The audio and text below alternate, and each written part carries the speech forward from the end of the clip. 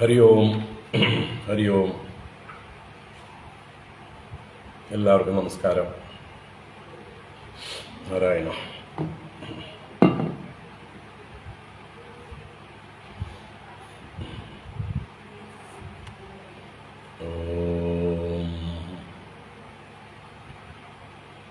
ശുക്ലാംബരധരം വിഷ്ണും ശശിവർണം ചതുർഭുജം പ്രസന്നവദനം ധ്യായേത് സർവവിഘ്നോപശാന്തയേ. ഗുരവേ സർവലോകാനാം ഭിഷജേ ഭവരോഗിണാം നിധയേ സർവവിദ്യാനാം ദക്ഷിണാമൂർത്തയേ നമഃ. ജന്മാദ്യസ്യ യതോന്വയാദിതരതശ്ചാർത്ഥേഷ്വഭിജ്ഞസ്വരാട് തേനേ ബ്രഹ്മഹൃദായ ആദികവയേ മുഹ്യന്തി യത്സൂരയഃ. തേജോ വാരിമൃതാം യദാ വിനിമയോ യത്ര ത്രിസർഗോ മൃഷാ ധാംനാ സ്വേന സദാ നിരസ്തകുഹകം സത്യം പരം ധീമഹി. ധർമ്മഃ പ്രോജ്ജിതകൈതവോത്ര പരമോ നിർമത്സരാണാം സതാം വേദ്യം വാസ്തവമത്ര വസ്തു ശിവദം താപത്രയോന്മൂലനം. ശ്രീമദ്ഭാഗവതേ മഹാമുനികൃതേ കിം വാ പരൈരീശ്വരഃ സദ്യോ ഹൃദ്യവരുധ്യതേത്ര കൃതിഭിഃ ശുശ്രൂഷുഭിസ്തൽക്ഷണാത്. നിഗമകൽപതരോർഗളിതം ഫലം സുഖമുഖാദമൃതദ്രവ സംയുതം പിബത ഭാഗവതം രസമാലയം മുഹുരഹോ രസികാ ഭുവി ഭാവുകാഃ. നാരായണം നമസ്കൃത്യ നരം ചൈവ നരോത്തമം ദേവീം സരസ്വതീം വ്യാസം തതോ ജയമുദീരയേത്. യം പ്രവ്രജന്തമനുപേതമപേതകൃത്യം ദ്വൈപായനോ വിരഹകാതര ആജുഹാവ. പുത്രേതി തന്മയതയാ തരവോഭിനേതുഃ തം സർവഭൂതഹൃദയം മുനിമാനതോസ്മി. യസ്വാനുഭാവമഖിലശ്രുതിസാരമേകം അധ്യാത്മദീപമതിതിരീർഷദം തമോന്തം. സംസാരിണാം കരുണയാഃ പുരാണഗുഹ്യം തം വ്യാസസൂനുമുപയാമി ഗുരും മുനീനാം. മൂകം കരോതി വാചാലം പങ്കും ലംഘയതേ ഗിരിം യത്കൃപാതമഹം വന്ദേ പരമാനന്ദമാധവം. യം ബ്രഹ്മാ വരുണേന്ദ്രരുദ്രമരുതഃ സ്തുന്വന്തി ദിവ്യൈസ്തവൈഃ വേദൈഃ സാംഗപദക്രമോപനിഷദൈഃ ഗായന്തി യം സാമഗാഃ. ധ്യാനാവസ്ഥിതതദ്ഗതേന മനസാ പശ്യന്തി യം യോഗിനോ യസ്യാന്തം ന വിദുഃസുരാസുരഗണാഃ ദേവായ തസ്മൈ നമഃ. കോമളം കൂജയൻ വേണും ശ്യാമളോയം കുമാരകഃ വേദവേദ്യം പരം ബ്രഹ്മ ഭാസതാം പുരതോ മമ.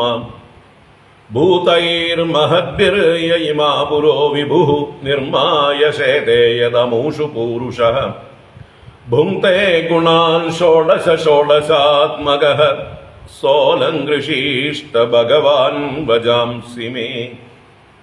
സച്ചിദാനന്ദരൂപായ വിശ്വോത്പത്യാദിഹേതവേ താപത്രയ വിനാശായ ശ്രീകൃഷ്ണായ വയം നുമഃ.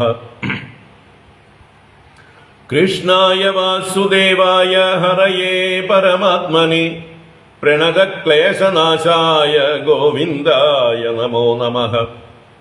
കൃഷ്ണായ വാസുദേവായ ദേവകീനന്ദനായ ച നന്ദഗോപകുമാരായ ഗോവിന്ദായ നമോ നമഃ.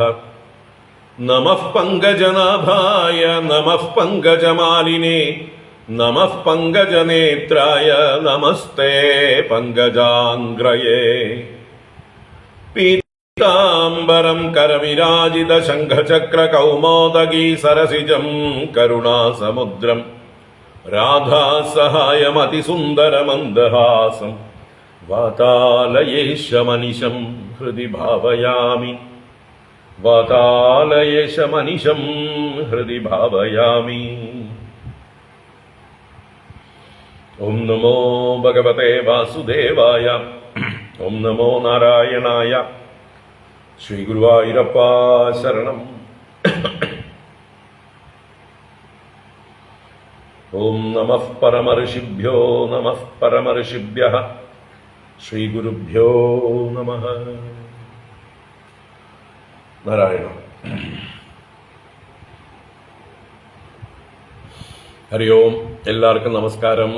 എല്ലാവർക്കും ശുഭസായാഹ്നം. ഭാഗവത ജ്ഞാനഗംഗാ പ്രവാഹത്തിലേക്ക്, ശ്രീകൃഷ്ണ ലീലാമൃതത്തിലേക്ക് സുസ്വാഗതം, സുസ്വാഗതം. ഭാഗവതം ദശമസ്കന്ധം 26-ാം അധ്യായമാണ് നമ്മൾ കണ്ടുകൊണ്ടിരിക്കുന്നത്. രാവിലെ പകുതിയിലധികം കണ്ടു, ഇനി ബാക്കി കാണാം.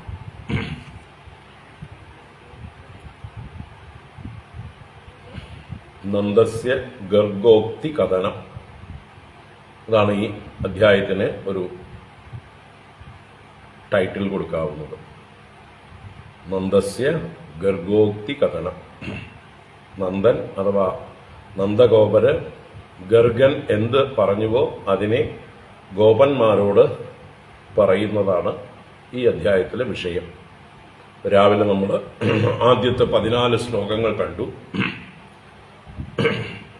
ഭഗവാന്റെ ആ ഗോവർദ്ധനോദ്ധാരണം, ഗോകുലത്തെ മുഴുവൻ ഇന്ദ്രന്റെ കോപത്തിൽ നിന്ന്, പ്രളയ മഴയിൽ നിന്ന് രക്ഷിച്ചതായിട്ടുള്ള ആ നിസാരമായി ഭഗവാൻ ഇത് ചെയ്ത ലീല, അത് കണ്ട് വിസ്മയപരതന്ത്രരായ ഗോപന്മാര് നന്ദനെ സമീപിച്ചുകൊണ്ട് എല്ലാവരും കൂടി പല വിധത്തിൽ ചോദ്യം ചെയ്യുന്നതാണ് നമ്മൾ രാവിലെ കണ്ടത്. അല്ലെങ്കിൽ അവർ മനസ്സിലാക്കിയ കാര്യങ്ങൾ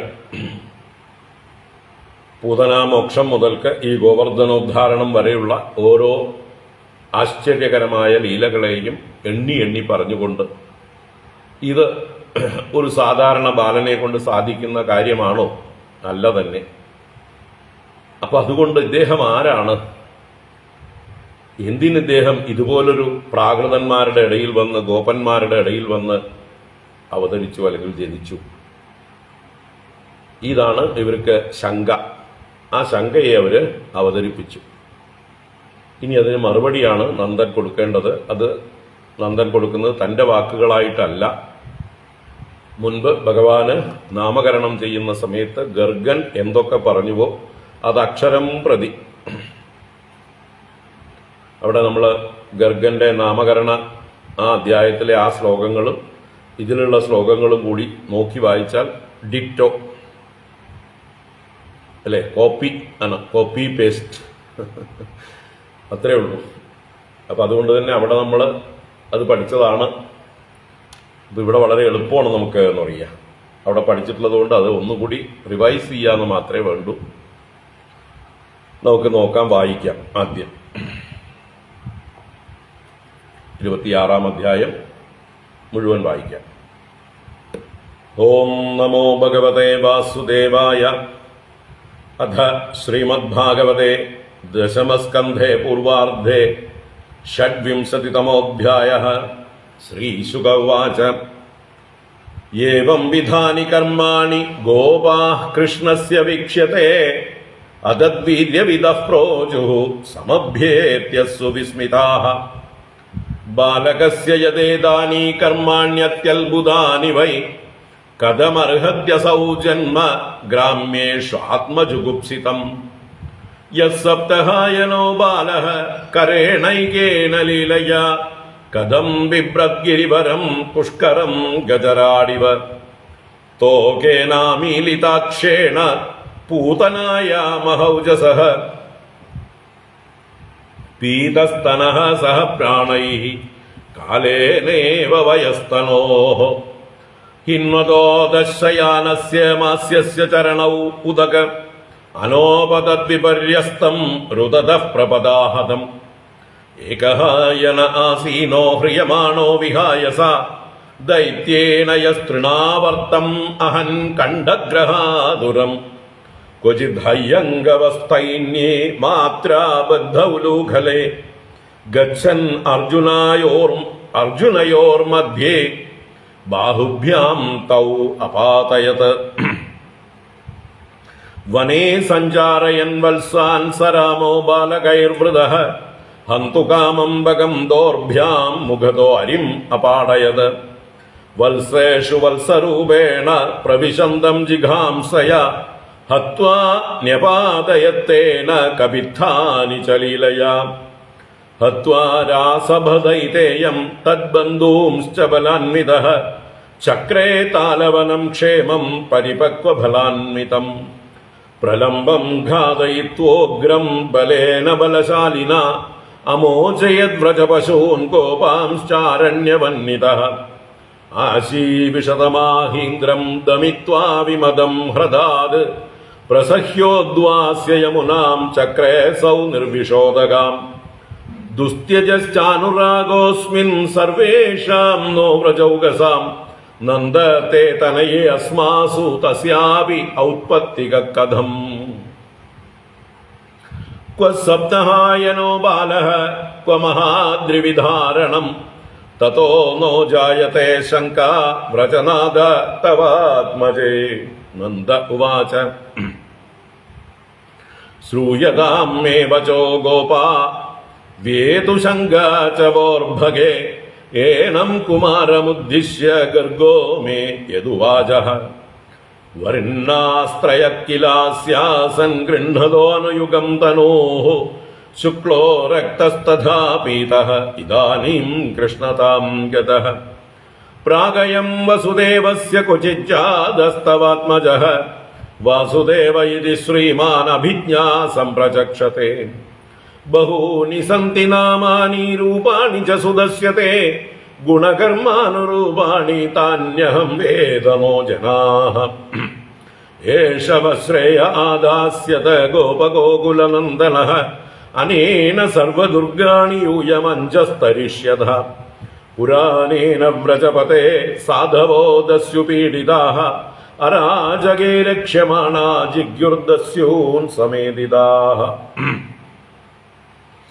യ ഏതസ്മിൻ മഹാഭാഗാ പ്രീതിം കുർവന്തി മാനവാഃ നാരയോ അഭിഭവന്ത്യേതാൻ വിഷ്ണുപക്ഷാൻ ഇവാസുരഃ തസ്മാന്നന്ദ കുമാരോയം നാരായണ സമോ ഗുണൈഃ ശ്രിയാ കീർത്യാനുഭാവേന തത്കർമ്മസു ന വിസ്മയഃ ഇത്യദ്ധാ മാം സമാദിശ്യ ഗർഗേ ച സ്വഗൃഹം ഗതേ മന്യേ നാരായണസ്യാംശം കൃഷ്ണം അക്ലിഷ്ടകാരിണം ഇതി നന്ദവച ശ്രുത്വാ ഗർഗഗീതം വ്രജൗകസഃ ദൃഷ്ടശ്രുതാനുഭാവാസ്തേ കൃഷ്ണസ്യാമിത തേജസഃ മുദിതാ നന്ദമാനർച്ചുഃ കൃഷ്ണം ച ഗതവിസ്മയാഃ ദേവേ വർഷതി യജ്ഞവിപ്ലവരുഷാ വജ്രാശ്മവർഷാനിലൈഃ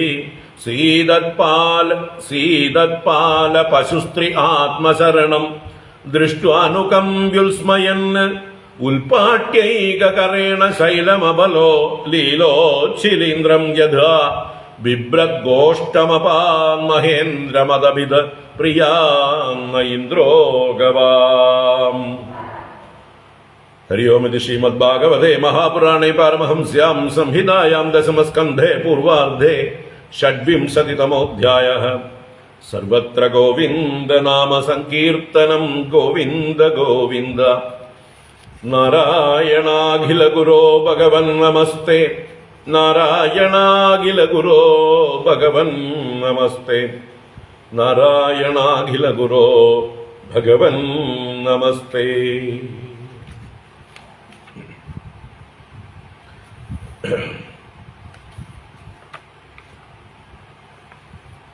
നാരായണ.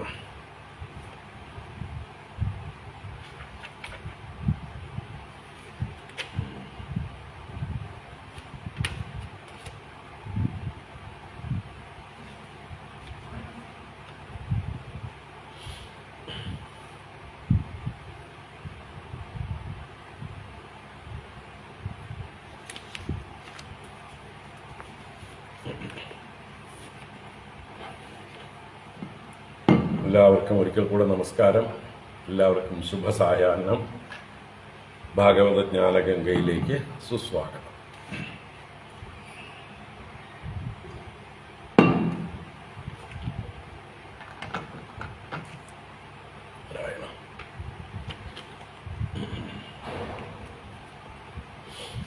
അപ്പോൾ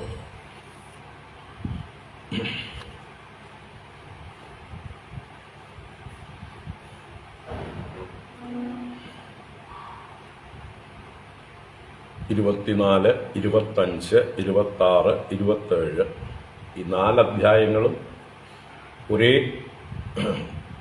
ആഖ്യാന അതിൻ്റെ വിവിധങ്ങളായ ഘട്ടങ്ങളെക്കുറിച്ച് വർണ്ണിക്കുകയാണ്. 24-ാം അധ്യായത്തിൽ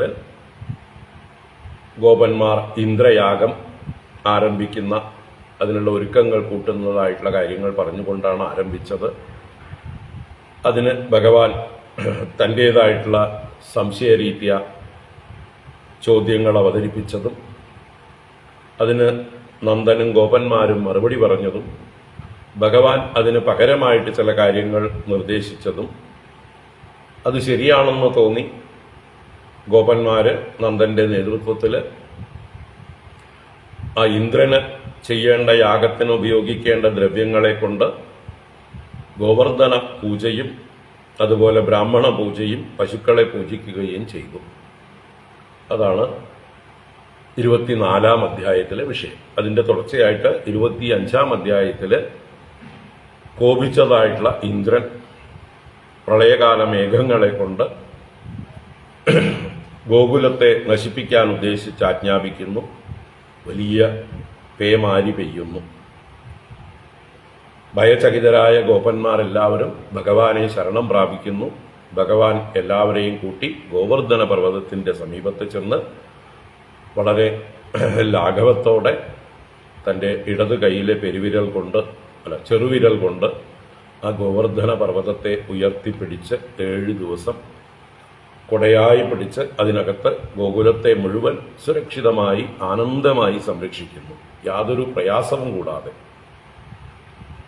അങ്ങനെ ഇന്ദ്രന്റെ ശക്തി ക്ഷയിച്ച് ഇന്ദ്രൻ തിരിച്ചറിവ് ഉള്ളവനായി മാറി തൻ്റെ അവശേഷിച്ച മേഘങ്ങളെയെല്ലാം പിൻവലിച്ചു. അങ്ങനെ മഴയെല്ലാം ഒഴിഞ്ഞതായിട്ടുള്ള സമയത്ത് ഭഗവാൻ എല്ലാവരോടും പുറത്തിറങ്ങാനും എല്ലാവരും ഇറങ്ങിയ ശേഷം ഗോവർദ്ധന പർവ്വതത്തെ യഥാസ്ഥാനത്ത് സ്ഥാപിക്കുകയും ചെയ്തു. എല്ലാവരും ഭഗവാനോടുള്ളതായിട്ടുള്ള ആദരവും അവരുടെ ഉള്ളിലുള്ള ആശ്ചര്യവും അവരുടെ സ്നേഹവും എല്ലാം പ്രകടിപ്പിച്ചുകൊണ്ട് ഭഗവാനെ ആലിംഗനാദികൾ ചെയ്തുകൊണ്ട് സ്വീകരിച്ചു. അതിനുശേഷം എല്ലാവരും തിരിച്ച് സന്തോഷത്തോടുകൂടി ഗോകുലത്തിലേക്ക് മടങ്ങി വന്നു. ഇത് 25-ാം അധ്യായത്തിലെ വിഷയം. ഇപ്പോൾ 26-ാം അധ്യായത്തിൽ ഈ ഗോവർദ്ധനോദ്ധാരണം, ഈ പ്രളയത്തിൽ നിന്ന് ഇവരെ രക്ഷിക്കുക എന്നുള്ള ഒരു മഹത്തായ കർമ്മം 7 വയസ്സുള്ള ബാലൻ ഏകനായി അനായാസേന ചെയ്തു. അതും വലിയൊരു പർവ്വതരാജനെ തൻ്റെ ഇടത് കൈകൊണ്ട് അനായാസേന പൊക്കിപ്പിടിച്ചുകൊണ്ട് 7 ദിവസം ഒരേ നിൽപ്പ് നിന്നു, അനങ്ങാതെ, ഒരു പ്രയാസവും പ്രകടിപ്പിക്കാതെ എല്ലാവരെയും സുരക്ഷിതരാക്കി 7 ദിവസവും സന്തോഷിപ്പിച്ചു. അങ്ങനെ ആ പ്രളയത്തിൽ നിന്നവർ യാതൊരു ബുദ്ധിമുട്ടും കൂടാതെ കരകയറി. അപ്പോൾ അത് അവരെ വിസ്മയിപ്പിച്ചു, ചിന്തിപ്പിച്ചു. അങ്ങനെയാണ് അവര് എല്ലാവരും കൂടി, ഗോപന്മാരെല്ലാവരും കൂടി നന്ദനെ സമീപിച്ചു. ഈ ഭഗവാൻ ആരെന്ന് അറിയാത്തവരാണ്. അതദ്വീര്യവിദഃ ന തദ്വീര്യവിദഃ തേ. ഇവന്റെ ഭഗവാന്റെ വീര്യത്തെക്കുറിച്ച് അറിയില്ല. ഭഗവാൻ ആരാണ്? ഭഗവാനാണ് അല്ലെ. ഭഗം എന്ന് പറയുമ്പോൾ അതിലെ 2ാമത്തെ ഗുണമാണ് വീര്യം. ഐശ്വര്യം, വീര്യം, യശസ്. അപ്പൊ അതിൽ വീര്യം സമഗ്രമായിട്ടുള്ള വീര്യമാണ് അല്ലേ. മേൽപ്പത്തൂരിന്റെ ഭാഷയിൽ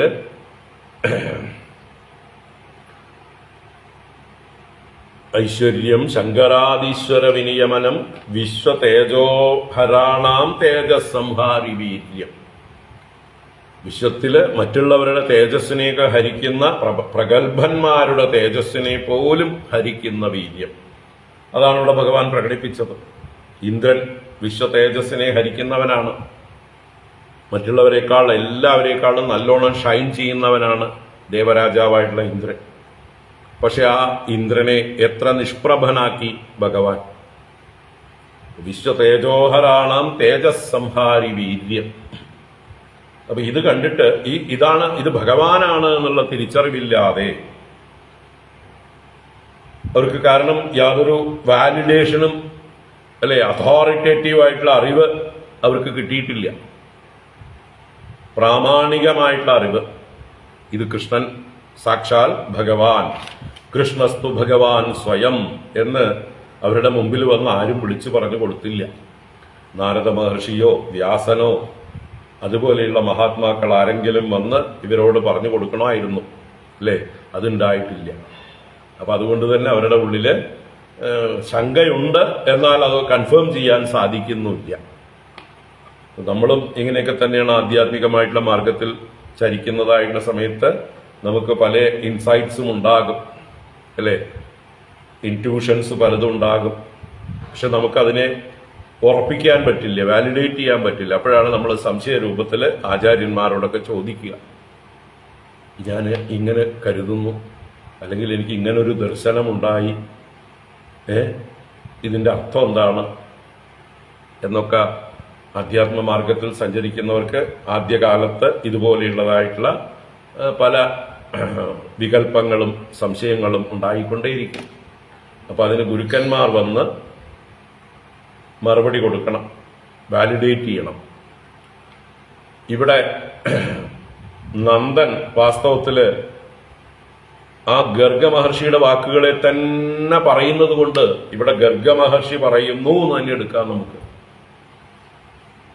അപ്പൊ അതുകൊണ്ടൊരു വാലിഡേഷനായി. മുമ്പേ തന്നെ ഗർഗ മഹർഷി ഇപ്രകാരം പറഞ്ഞിട്ടുണ്ട് എന്ന് അതേ വാക്കുകൾ അങ്ങനെ തന്നെ നന്ദൻ പറയുമ്പോൾ തീർച്ചയായിട്ടും അതൊരു വാലിഡേഷനാണ്. ഇവരുടെ ശങ്കയ്ക്ക് ശരിയായ പരിഹാരമാണ്, മറുപടിയാണ്. അപ്പൊ നന്ദൻ പറഞ്ഞു എന്നല്ല ഇവിടെ വിഷയം, ഗർഗൻ പറഞ്ഞു എന്ന് തന്നെയാണ്. കാരണം നന്ദൻ പറയുന്നത് ഗർഗന്റെ വാക്കുകൾ തന്നെയാണ്. 16-ാം ശ്ലോകം മുതൽക്ക് 21-ാം ശ്ലോകം വരെ, അല്ലെങ്കിൽ 22-ാം ശ്ലോകം വരെ അല്ലെ, 3 3 6 1 7 ശ്ലോകങ്ങള് ഗർഗൻ പറഞ്ഞത് അങ്ങനെ തന്നെ കോപ്പി അടിച്ചതാണ്, ഡിറ്റോ ആണ്. അപ്പൊ ഗർഗ ഉവാച എന്ന് തന്നെയാ പറയാ അതിന്. 8-ാം അധ്യായത്തില് ഇതേപോലെയാണ് ഗർഗൻ പറഞ്ഞിട്ടുള്ളത്. 8-ാം അധ്യായത്തിൽ എവിടെയാ?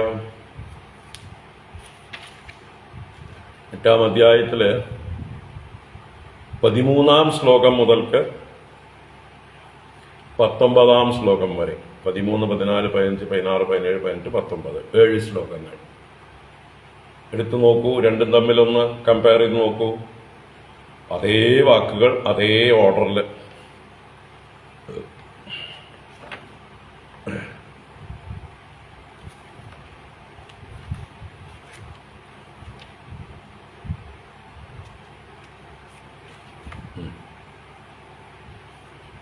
തുടക്കം അവിടെ ആസൻ വർണ്ണാസ്ത്രയോഹ്യസ്യ എന്നാണെങ്കിൽ ഇവിടെ വർണ്ണാസ്ത്രയ കിലാസ്യ ആസൻ, അവിടെയുണ്ട് ആസൻ ഉണ്ട്, പിന്നീടാ വന്നതെന്ന് മാത്രം. ത്രയഹ വർണ്ണാഹ ആസൻ. അപ്പൊ ഒരേ വാചകം തന്നെയാണ് പറയുന്നത്, ബാക്കിയെല്ലാം അങ്ങനെ തന്നെ. അപ്പൊ ഗർഗന്റെ വാക്കുകൾ കോട്ട് ചെയ്യണം. ഇപ്പൊ കൊട്ടേഷനില് 7 ശ്ലോകങ്ങള് ഗർഗവചനങ്ങൾ പറഞ്ഞുകൊണ്ട് ഇവരുടെ ഈ കൃഷ്ണൻ ഈശ്വരൻ തന്നെയോ ഭഗവാൻ തന്നെയോ എന്നുള്ള ശങ്കയ്ക്ക് ഒരു പ്രമാണം നൽകുകയാണ്. പ്രമാണം എന്ന് പറഞ്ഞാൽ ശരിയായ ജ്ഞാനം, അതിനുള്ള മീൻസ് ഓഫ് നോളജ് ആണ് പ്രമാണം, അറിയാനുള്ള മാർഗം. പ്രമാകരണം പ്രമാണം, പ്രമയെ ഉണ്ടാക്കുന്നത്. പ്രമ എന്നാൽ ശരിയായ ജ്ഞാനം, പ്രകർഷേണയുള്ള മാനമാണ് പ്രമാ. നല്ല ഉറച്ച അറിവാണ് പ്രമ, ശരിയായ അറിവാണ് പ്രമ. അത് ഉണ്ടാക്കുന്നത് പ്രമാണം, മീൻസ് ഓഫ് നോളജ്. അപ്പൊ ഇവിടെ ഈ ഗർഗവചനം ഇവരുടെ ശങ്കയെ തീർത്തു കൊടുത്ത് സംശയം തീർത്ത് വാലിഡേറ്റ് ചെയ്യുന്നു. കൃഷ്ണസ്തു ഭഗവാൻ സ്വയം എന്ന്. കൃഷ്ണനാകട്ടെ സാക്ഷാൽ ഭഗവാൻ തന്നെയാണ്. ഐശ്വര്യം, വീര്യം, യശസ്, ശ്രീ, ജ്ഞാനം, വൈരാഗ്യം, ഈ 6 ഭഗങ്ങൾ പരിപൂർണതയിൽ പ്രകാശിക്കുന്ന ഒരു അവതാരമൂർത്തിയാണ് ഈ കൃഷ്ണൻ. ഇതാണ് ഈ അധ്യായത്തിൽ ഗോപന്മാർക്ക് ലഭിക്കുന്ന അറിവ്. അപ്പൊ ഈ അറിവ് കിട്ടിയതിന് ശേഷമാണ് ഭഗവാന്റെ രാസക്രീഡയൊക്കെ വരുന്നത്. അതുകൊണ്ട് തന്നെ ഗോപന്മാർക്ക് ഭഗവാൻ രാസക്രീഡ ചെയ്താൽ അത് എങ്ങനെയായാലും ഒരു പരിഭവവുമില്ല. കൃഷ്ണനോട് ഒരു തരത്തിലുള്ള മത്സരമോ ദേഷ്യമോ അസൂയയോ അല്ലെങ്കിൽ ശത്രുതയോ ജുഗുപ്സയോ ഒന്നുമില്ല. ഒരു തരത്തിലുള്ള നെഗറ്റീവ് ഭാവങ്ങളും ഈ ഗോപന്മാരുടെ ഉള്ളില് ഈ കൃഷ്ണനെ കുറിച്ച് ഉണ്ടാവുന്നേയില്ല. ഉണ്ടെങ്കിൽ നിങ്ങൾ കാണിച്ചു തരൂ. ഉണ്ടാവുന്നേയില്ല. ഗോപികമാര് പോകുമ്പോ ചിലര് തടയുന്ന രംഗങ്ങളുണ്ട്. അതല്ലാതെ പിന്നീട് അവർക്ക് യാതൊരു അതിനെക്കുറിച്ചിട്ടുള്ള പരിഭവമോ വിഷമമോ ഒന്നും ഉള്ളതായിട്ട് പറഞ്ഞിട്ടില്ല.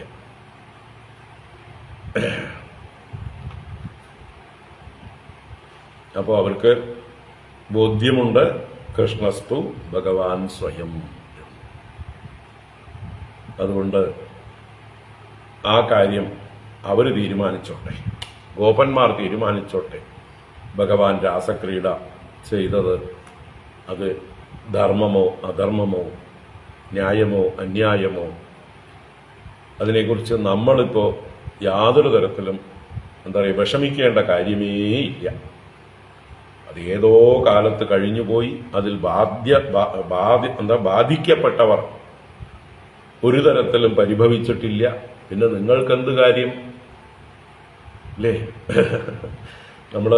നമ്മുടെ വീട്ടില് ഭാര്യയും ഭർത്താവും തമ്മിൽ എന്തെങ്കിലും വഴക്കോ അഭിപ്രായ വ്യത്യാസമോ ചണ്ടയൊക്കെ ഉണ്ടാവുമ്പോൾ അടുത്ത വീട്ടുകാർ വന്ന് തലയിടാൻ വന്നാൽ രണ്ടുപേരും ഒരുപോലെ പറയാം, ഞങ്ങൾ തമ്മിലായി, നിങ്ങൾ പൊക്കോളൂ, നിങ്ങളുടെ അഭിപ്രായം ഒന്നും വേണ്ട, ഇത് ഞങ്ങൾ തമ്മിലുള്ള പ്രശ്നമാണ്, ഞങ്ങൾ തമ്മിൽ തീർത്തോളാം.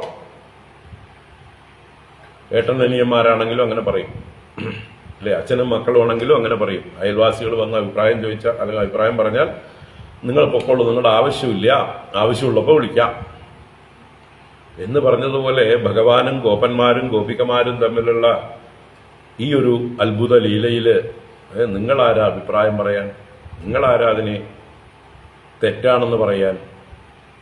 അല്ലേ? അപ്പൊ അവിടേക്കാണ് നമ്മളെ ചിന്തിപ്പിക്കുന്നത്, കൊണ്ടുപോകുന്നത് ഈ കഥകൾ. അപ്പോൾ ഭഗവാന്റെ ഈ അത്ഭുതകരമായിട്ടുള്ള ഗോവർദ്ധനോദ്ധാരണം കണ്ട് ഭഗവാന്റെ ശരിക്കുള്ള തത്വമറിയാത്തവർ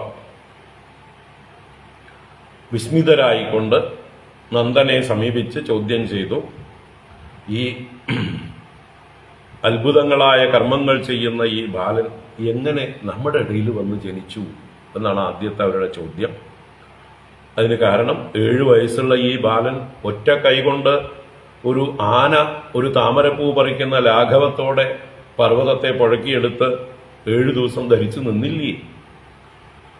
ഇനി ആദ്യ ദിവസം തൊട്ട് തന്നെ നോക്കൂ, അല്ലെങ്കിൽ ആദ്യ ലീല തൊട്ട് നോക്കൂ. ആ അല്പ പ്രായം മാത്രമുള്ളതായിട്ട് ഏതാനും ദിവസം പ്രായമുള്ളതായിട്ടുള്ള ആ ബാലൻ തോകേന കണ്ണടച്ചുകൊണ്ട് അനായാസേന ആ പൂതനയുടെ പ്രാണനെ വലിച്ചു കുടിച്ചില്ലേ?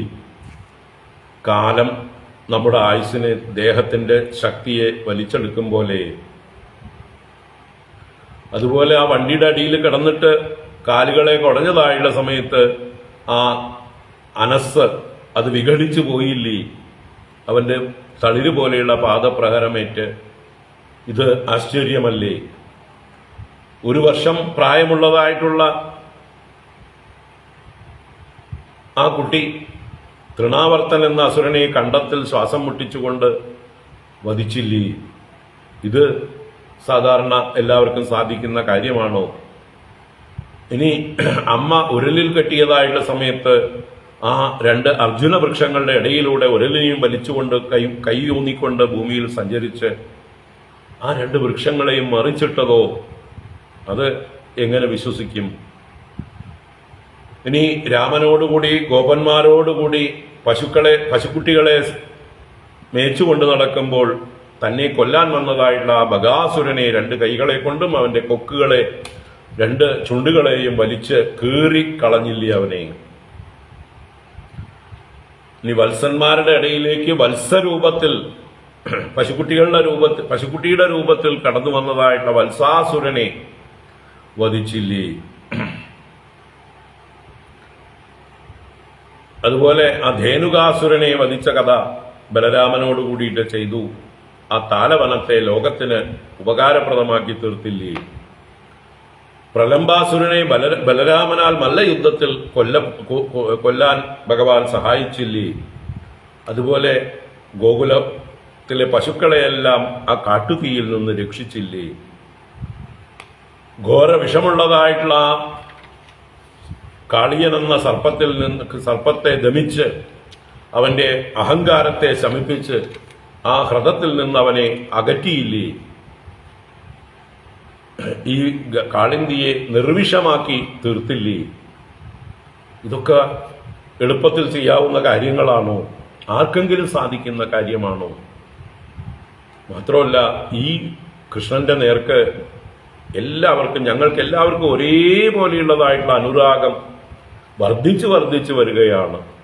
അതേപോലെ അങ്ങയുടെ ആ പുത്രനും ഞങ്ങളുടെ നേർക്കും ഒരേപോലെ സഹജമായിട്ടുള്ള പ്രേമം എങ്ങനെ ഉണ്ടാവുന്നു? ഞങ്ങളെല്ലാവരെയും ഒരേപോലെയാണ് അവൻ സ്നേഹിക്കുന്നത്. അപ്പോൾ 7 വയസ്സുള്ള ബാലൻ എവിടെ കിടക്കണു? ഇത്രയും വലിയ പർവ്വതരാജനെ പുഴക്കിയെടുക്കുന്നത് എവിടെ കിടക്കണു?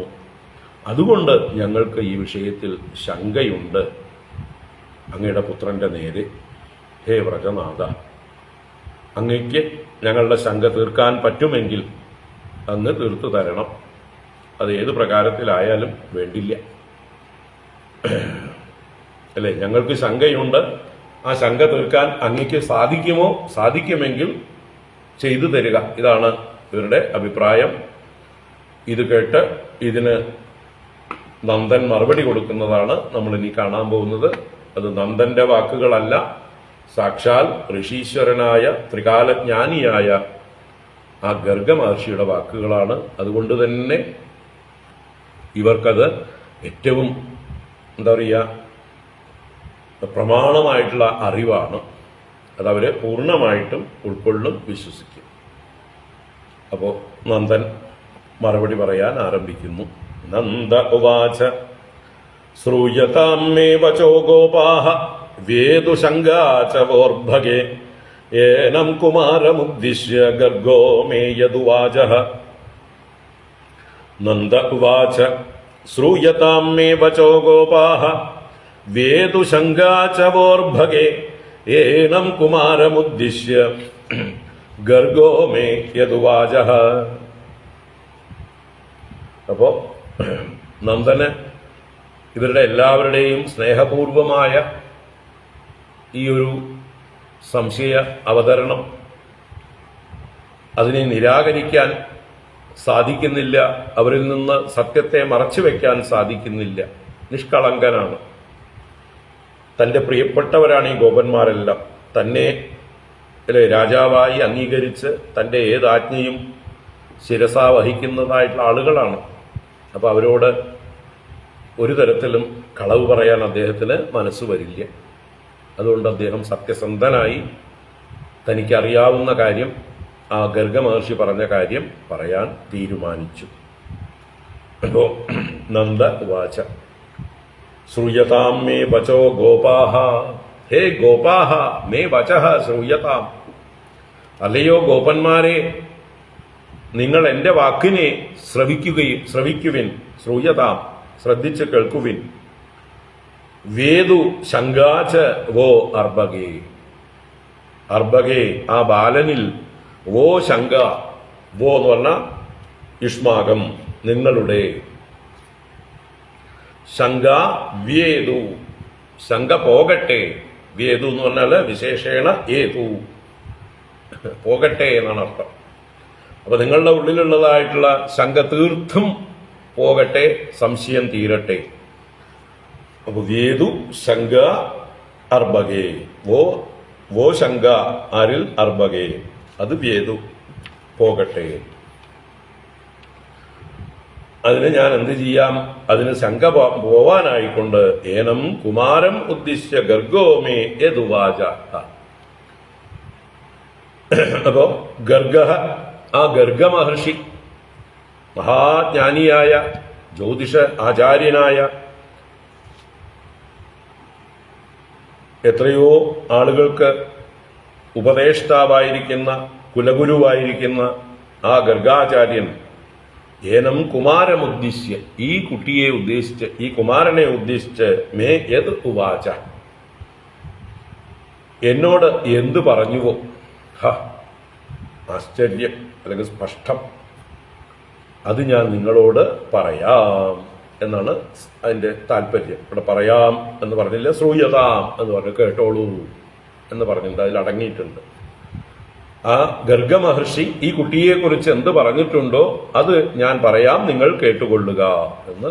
മേ വചഹ ശ്രൂയതാം, അവിടെ വചഹ എന്നുള്ളത് കൊണ്ട് എന്റെ വാക്ക്, ഇതിനെ സംബന്ധിച്ച എന്റെ വാക്ക് നിങ്ങൾ കേൾക്കൂ, നിങ്ങളുടെ ശങ്ക, ഈ കുട്ടിയെക്കുറിച്ചിട്ടുള്ള ശങ്ക പോകട്ടെ എന്ന് പറഞ്ഞു.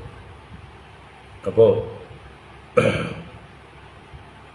തീർച്ചയായിട്ടും ഇത് കേൾക്കുന്ന മാത്രയിൽ ഇവൻ സാധാരണ കുട്ടിയല്ല എന്നുള്ള കാര്യം നിങ്ങൾക്ക് ബോധ്യാവും. മാത്രമല്ല ഇവൻ ഈശ്വരനാണ്, പരമാത്മാവാണ് എന്നും കൂടെ ബോധ്യാവും എന്ന് പറയാതെ പറയുകയാണ്. വർണ്ണാസ്ത്രയകിലാസ്യാസൻ ഗൃഹതോനുയുഗം തനൂഃ ശുക്ലോ രക്തസ്തഥാ പീതഃ ഇദാനീം കൃഷ്ണതാം ഗതഃ. വർണ്ണാസ്ത്രയകിലാസ്യാസൻ ഗൃഹതോനുയുഗം തനൂഃ ശുക്ലോ രക്തസ്തഥാ പീതഃ ഇദാനീം കൃഷ്ണതാം ഗതഃ. അപ്പോ 8-ാം അധ്യായത്തിൽ ഗർഗൻ പറഞ്ഞ വാക്കുകൾ 13-ാം ശ്ലോകം മുതൽ 19-ാം ശ്ലോകം വരെ അല്ലെ, അത് തന്നെയാണ് ഇവിടെ 16 മുതൽ 22 വരെ. നമുക്കെങ്കിലും ഒന്നുകൂടെ അർത്ഥം കാണാം. അപ്പൊ എന്താണ് ഗർഗൻ പറഞ്ഞത്? വർണ്ണാഹ ത്രയ കില അസ്യ ആസൻ ഗൃണ്ണതോ അനുയുഗം തനൂഹു. അപ്പോ അനുയുഗം തനൂഹു ഗൃണ്ണതഃ അസ്യ, അനുയുഗം യുഗം തോറും ഓരോ യുഗത്തിലും തനൂഹു ഗൃണ്ണതഃ, തനുക്കളെ ശരീരങ്ങളെ ഗ്രഹിക്കുന്നവൻ, സ്വീകരിക്കുന്നവൻ, അങ്ങനെയുള്ള അസ്യ ഇവന്, ഈ കൃഷ്ണന് ത്രയഃ വർണ്ണാഹ ആസൻ കില, ത്രയഃ വർണ്ണാഹ 3 വർണ്ണങ്ങൾ ഉണ്ടായിരുന്നു അത്രേ, ആസൻ കില. അപ്പൊ 3 യുഗങ്ങളിൽ, പൂർവ്വ 3 യുഗങ്ങളിൽ 3 വർണ്ണങ്ങൾ ഉണ്ടായിരുന്നു അത്രേ. അതേതൊക്കെയാണ്? ശുക്ലോ രക്തഃ തഥാ പീതഃ ഇദാനീം കൃഷ്ണതാം ഗതഃ. അപ്പൊ മുമ്പ് ഇവൻ ശുക്ല വർണ്ണത്തിൽ അവതരിച്ചിട്ടുണ്ട്. അതുപോലെ രക്തഃ, ഇവൻ ചുവന്ന വർണ്ണത്തിലും അവതരിച്ചിട്ടുണ്ട്. ശുക്ലോ രക്തഃ തഥാ പീതഃ, അപ്രകാരം തന്നെ തഥാ പീതഃ മഞ്ഞ നിറത്തിലും ഇവൻ അവതരിച്ചിട്ടുണ്ട്. ഇദാനീം കൃഷ്ണതാം ഗതഃ, ഇപ്പോൾ ഇവൻ കറുത്ത വർണ്ണത്തെ ധരിച്ചിരിക്കുന്നു, പ്രാപിച്ചിരിക്കുന്നു. അപ്പോ ഓരോ യുഗത്തിലും അവതരിക്കുന്നതായിട്ടുള്ള ഇവന് വെളുപ്പ്, തുടുപ്പ്, മഞ്ഞ എന്ന് 3 നിറങ്ങൾ ഉണ്ടായിട്ടുണ്ട്. ഇപ്പതാ 4-മതായിട്ട് അവൻ കറുത്ത വർണ്ണത്തെ സ്വീകരിച്ചിരിക്കുന്നു. ഇതെല്ലാം ഗർഗന്റെ വാക്കുകൾ അങ്ങനെ തന്നെ എടുത്തു പറയുകയാണ്. പ്രാഗയം വസുദേവസ്യ ക്വചിജ്ജാതസ്തവാത്മജഃ വാസുദേവ ഇതി ശ്രീമാൻ അഭിജ്ഞാ സംപ്രചക്ഷതേ. പ്രാഗയം വസുദേവസ്യ ക്വചിജ്ജാതസ്തവാത്മജഃ വാസുദേവ ഇതി ശ്രീമാൻ അഭിജ്ഞാ സംപ്രചക്ഷതേ. പ്രാക് എന്ന മുമ്പ്, പ്രാചീന കാലത്ത്, അയം ഇവൻ വസുദേവസ്യ ക്വചിജ്ജാതഃ, ക്വചിത് ഒരിക്കൽ ഇവൻ വസുദേവസ്യ ജാതഃ, വസുദേവന്റെ പുത്രനായി ജാതനായി. ആര്? അയം തവ ആത്മജഃ, ഈ അങ്ങയുടെ പുത്രൻ കൃഷ്ണൻ, അല്ല ഗർഗ മഹർഷി നന്ദനോട് പറഞ്ഞ അതേ രീതിയിലാ പറയുന്നത്. തവ ആത്മജ എന്ന് പറയുന്നത് നന്ദനോട് പറഞ്ഞതാണ്. നന്ദൻ അത് കോട്ട് ചെയ്യണം, അങ്ങനെ തന്നെ മാറ്റാതെ. മമാത്മജ എന്നല്ല പറഞ്ഞത്, അല്ലെ? മമാത്മജ പ്രാഗയം വസുദേവസ്യ ജാതഃ എന്ന് പറഞ്ഞാലും കുഴപ്പമൊന്നുമില്ല. അപ്പൊ പക്ഷെ എന്താവും, അത് നന്ദന്റെ വാക്കുകളായി മാറും. അപ്പൊ ഇവിടെ നന്ദന്റെ വാക്കുകളാവുന്നില്ല, അവിടുന്ന് അങ്ങനെ തന്നെ കൊട്ടേഷൻ ആണ്, കോട്ട് ചെയ്യണം. അതുകൊണ്ട് തവ ആത്മജ എന്ന് തന്നെ പറഞ്ഞു. അപ്പൊ അങ്ങയുടെ പുത്രൻ മുമ്പ് വസുദേവരുടെ പുത്രനായിട്ട് ജനിച്ചിട്ടുണ്ട് അത്രേ മുമ്പ്. അതുകൊണ്ട് ഇവന് വാസുദേവ ഇതി ശ്രീമാൻ അഭിജ്ഞാ സംപ്രചക്ഷത്തെ. വസുദേവന്റെ പുത്രനായതുകൊണ്ട് ഇവന് വാസുദേവൻ എന്നുള്ള അഭിജ്ഞ, അല്ലെങ്കിൽ അഭിജ്ഞാഹ സംപ്രചക്ഷ. അഭിജ്ഞാഹ എന്ന് പറഞ്ഞാല് അറിവുള്ളവർ, അഭിജ്ഞന്മാർ എന്നർത്ഥം. മറ്റത് അഭിജ്ഞ എന്ന് പറഞ്ഞാല് നാമധേയം എന്നും അർത്ഥമുണ്ട്. അഭിജ്ഞ എന്ന് പറഞ്ഞാല് ലക്ഷണം എന്നർത്ഥമുണ്ട്, നാമധേയം എന്നർത്ഥമുണ്ട്, അടയാളം എന്നർത്ഥമുണ്ട്. ഇവിടെ അഭിജ്ഞന്മാർ എന്നർത്ഥത്തില്. അഭിജ്ഞന്മാർ, പണ്ഡിതന്മാർ, അറിവുള്ളവർ. അപ്പൊ അതുകൊണ്ട് അറിവുള്ളവർ ഇദ്ദേഹത്തെ വാസുദേവ ഇതി സംപ്രചക്ഷത്തെ, വാസുദേവൻ എന്ന് സമ്യക് പ്രചക്ഷത്തെ നന്നായി പറയുന്നു. ഇദ്ദേഹം വാസുദേവൻ തന്നെ എന്ന് അറിവുള്ളവർ പറയുന്നു. ആരാണ് വാസുദേവൻ? യഥാർത്ഥ വാസുദേവൻ ആരിലാണോ എല്ലാം വസിക്കുന്നത്, ആരാണോ എല്ലാറ്റിലും വസിക്കുന്നത്, ആരാണോ എല്ലാറ്റിലും വസിച്ച് എല്ലാറ്റിനെയും പ്രകാശിപ്പിക്കുന്നത്, അവനാണ് യഥാർത്ഥ വാസുദേവൻ. അപ്പോൾ അറിവുള്ളവർ ഇവനെ വാസുദേവൻ എന്ന് വിളിക്കുന്നു എന്ന് പറയുമ്പോൾ ഈ പ്രപഞ്ചത്തിന്റെ പരമകാരണം എന്ന് തന്നെയാണ് അർത്ഥം. അപ്പോ വാസുദേവ ഇതി സംപ്രചക്ഷത്തെ. ബഹൂനി സന്ധി നാമാനി രൂപാണി ച സുദസ്യത്തെ ഗുണകർമാനുരൂപാണി താന്യഹം വേദനോ ജനാഃ. ബഹൂനി സന്ധി നാമാനി രൂപാണി ച സുദസ്യത്തെ ഗുണകർമാനുരൂപാണി താന്യഹം വേദനോ ജനാഃ. തേ സുതസ്യ ഗുണകർമാനുരൂപാണി ബഹൂനി നാമാനി രൂപാണി ച സന്തി. തേ സുതസ്യ, തവ സുതസ്യ, അങ്ങയുടെ പുത്രന്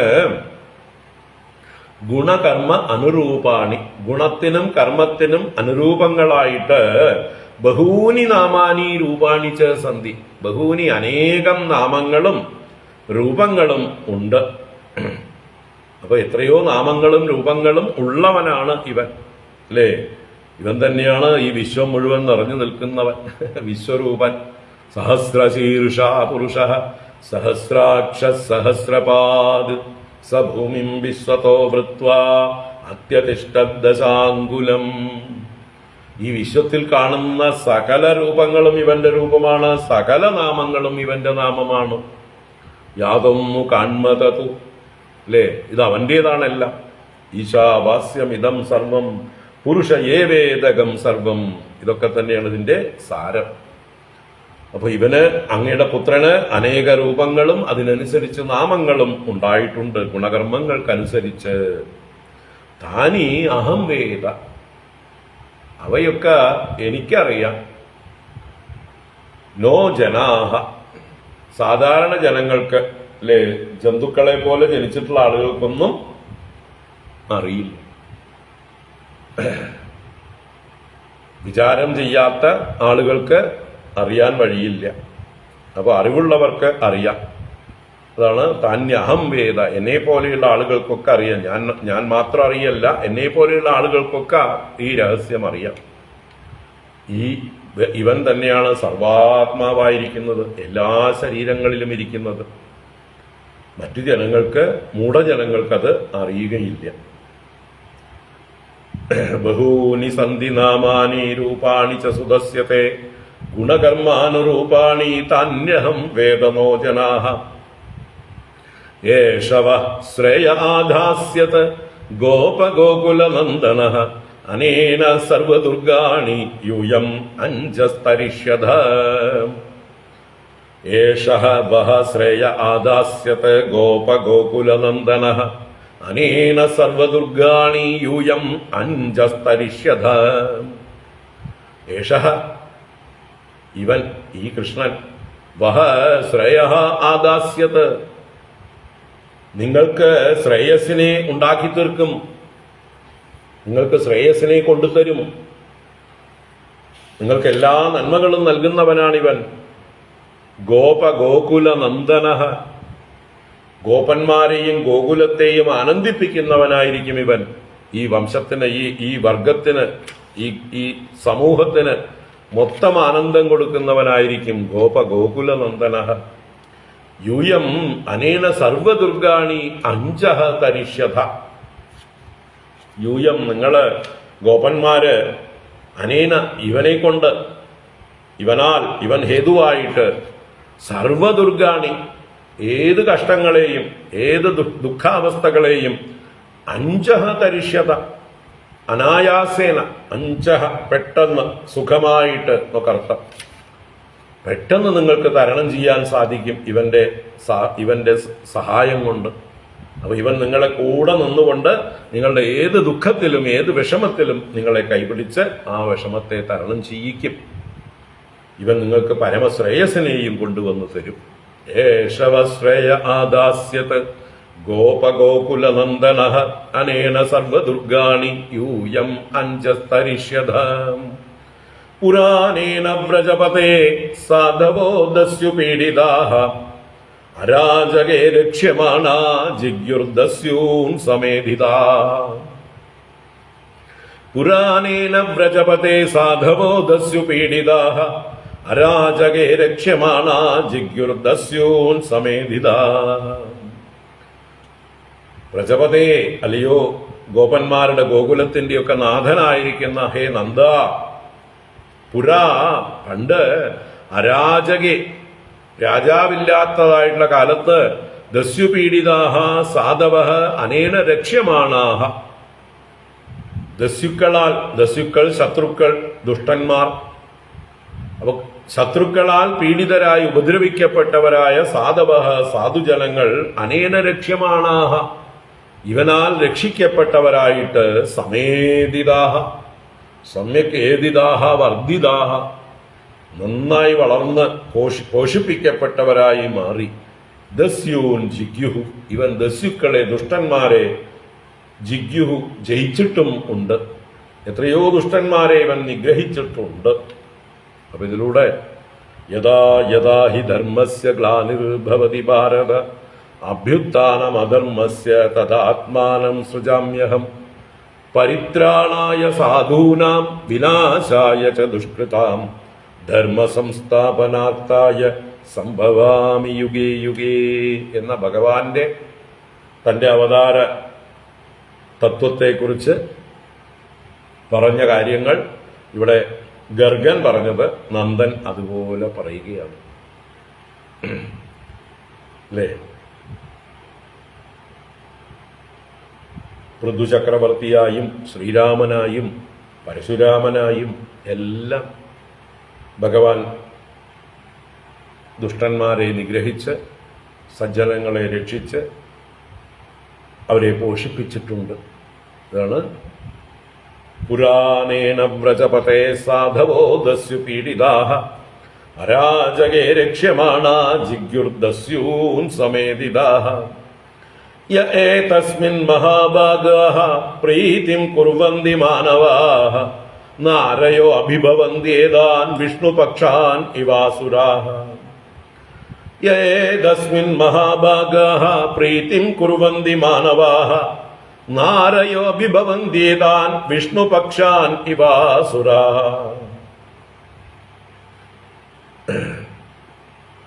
അപ്പൊ ഏ മഹാഭാഗാഃ മാനവാഃ ഏതസ്മിൻ പ്രീതിം കുർവന്തി, ഏ എന്ന് പറഞ്ഞാൽ യാവരാണോ, ഏത് മഹാഭാഗന്മാര്, മഹാഭാഗൻ എന്ന് പറഞ്ഞാൽ പുണ്യാത്മാക്കൾ, ഭാഗ്യവാന്മാർ, ഏത് പുണ്യാത്മാക്കളാണോ മാനവാഹ മനുഷ്യരാണോ ഏതസ്മിൻ പ്രീതിം കുർവന്തി ഇവന്റെ നേരെ പ്രീതിയെ ചെയ്യുന്നത്, ഭക്തിയെ ചെയ്യുന്നത്, പ്രേമത്തെ ചെലുത്തുന്നത്, ആരിവനെ സ്നേഹിക്കുന്നുവോ ഏതാൻ അവരെ, അങ്ങനെയുള്ള ഇവനെ സ്നേഹിക്കുന്നവരെ വിഷ്ണുപക്ഷാൻ അസുരാഹ ഇവ അരയഹ ന അഭിഭവന്തി, അരയഹ അരികൾ ശത്രുക്കൾ ന അഭിഭവന്തി കീഴ്പ്പെടുത്തുകയില്ല. ഏതുപോലെ ഉപമയാണ് വിഷ്ണുപക്ഷാൻ അസുരാഹ ഇവ, വിഷ്ണുവിനെ ആശ്രയിച്ചിരിക്കുന്ന ദേവന്മാരെ അസുരന്മാർക്ക് കീഴ്പ്പെടുത്താൻ പറ്റില്ലല്ലോ. വിഷ്ണുവിനെ ആശ്രയിച്ചവരെ വിഷ്ണു രക്ഷിക്കും. അസുരന്മാർക്ക് ചിലപ്പോൾ തൽക്കാലം കീഴ്പ്പെടുത്താൻ പറ്റിയാലും ഭഗവാൻ വന്ന് തിരിച്ചടിച്ച് ഇവരെ രക്ഷിക്കും, അസുരന്മാരെ നിഗ്രഹിക്കും. അപ്പൊ വിഷ്ണുപക്ഷത്തിലിരിക്കുന്ന ആളുകളെ, സജ്ജനങ്ങളെ അസുരന്മാർക്ക് കീഴ്പ്പെടുത്താൻ പറ്റാത്തതുപോലെ ഇവനെ ആശ്രയിക്കുന്ന, അപ്പൊ തുല്യൻ, വിഷ്ണുവിന് തുല്യം തന്നെയാണ് ഇവൻ എന്ന് പറയണം. ഇവനെ ആശ്രയിക്കുന്നവരെയും ഇവനെ സ്നേഹിക്കുന്നവരെയും ശത്രുക്കൾ ജയിക്കുകയില്ല, ശത്രുക്കളാൽ ബാധിക്കപ്പെടുകയില്ല. തസ്മിൻ മഹാഭാഗാഃ പ്രീതിം കുർവന്തി മാനവാഃ നാരയോ അഭിഭവന്ത്യേതാൻ വിഷ്ണുപക്ഷാനിവാസുരാഃ തസ്മാൻ നന്ദ കുമാരോയം നാരായണ സമോ ഗുണൈഃ ശ്രിയാ കീർത്യാനുഭാവേന തത്കർമ്മസു ന വിസ്മയഃ. തസ്മാൻ നന്ദ കുമാരോയം നാരായണ സമോ ഗുണൈഃ ശ്രിയാ കീർത്യാനുഭാവേന തത്കർമ്മസു ന വിസ്മയഃ. അപ്പൊ ഇത്രയും പറഞ്ഞിട്ട് തസ്മാത്, അതുകൊണ്ട് ഹേ നന്ദ, നന്ദനെ നോക്കി ഗർഗന്റെ വാക്കുകളാണ്. അപ്പൊ ഇതുവരേക്കും നന്ദൻ ഉത്തമ പുരുഷൻ ക്രിയകളിലല്ല പറഞ്ഞിരിക്കുന്നത്. പ്രഥമ പുരുഷൻ അഥവാ ഫസ്റ്റ് പേഴ്സൺ, പ്രഥമ പുരുഷനെ ട്രാൻസ്ലേറ്റ് ചെയ്യുമ്പോൾ തേർഡ് പേഴ്സൺ.